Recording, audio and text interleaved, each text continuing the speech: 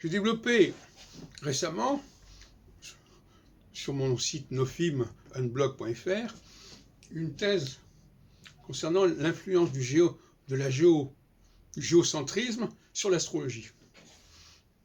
Vous pourrez relire ce texte que j'ai mis sur différents supports, mais j'y reviens pour cette vidéo. Le géocentrisme, c'est ce qui place les planètes autour de la Terre. Donc la Terre est entourée de planètes. Et donc c'était assez logique de penser que toutes ces planètes qui étaient autour de la Terre avaient des actions spécifiques sur nous. Mais c'était une erreur de représentation, puisque la véritable réalité, c'est l'héliocentrisme, qu'avait d'ailleurs perçu Aristarque dans l'Antiquité. Et donc, lorsque la révolution copernicienne eut lieu à la Renaissance,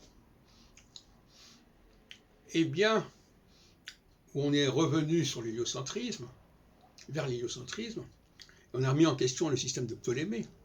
Ptolémée qui est le pape du géocentrisme, à la fois par son ouvrage sur l'Almageste, mais aussi par la Tétrabible, qui est un ouvrage d'astrologie géocentrique, avec chaque planète ayant sa spécificité. Et c'est là le problème, géocentrisme d'ailleurs, qui conduit Ptolémée à présenter un système où chaque planète correspond à un ou deux signes zodiacaux.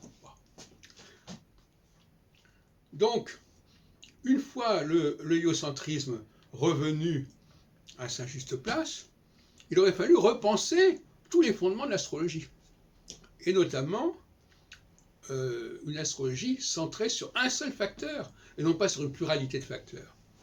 Alors, il y a eu plusieurs voies qui se sont présentées. Il y a eu la voie solaire, qui a donné le signe solaire sous lequel on est né, et là, effectivement, il y avait un facteur qui était déterminant, un curseur déterminant. Et puis moi, j'ai introduit depuis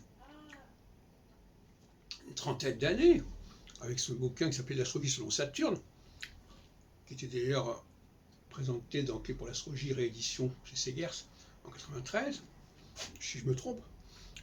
Eh bien, j'ai présenté l'idée que le facteur central n'était pas le Soleil, mais Saturne. Pourquoi Saturne?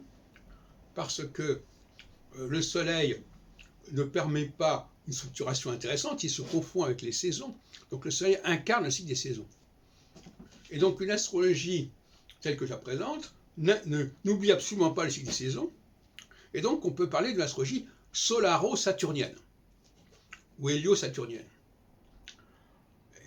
avec un zodiaque qui serait lui-même solaro-saturnien, quelque part.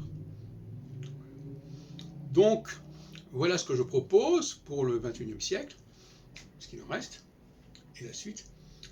Donc, une astrologie solaro-saturnienne, avec d'un côté le Soleil qui est le maître des saisons, et qui détermine l'axe équinoxial et solsticial, et puis Saturne qui est jusqu'à la découverte d'Uranus, la dernière planète la plus éloignée, la plus lente, et qui garantit une structure à base 7. 7 années, plus 7 années, plus 7 années, qu'on retrouve, comme vous le savez, dans la Bible, notamment le songe de Pharaon, les 7 vaches grasses, etc., et bien d'autres exemples de ce genre.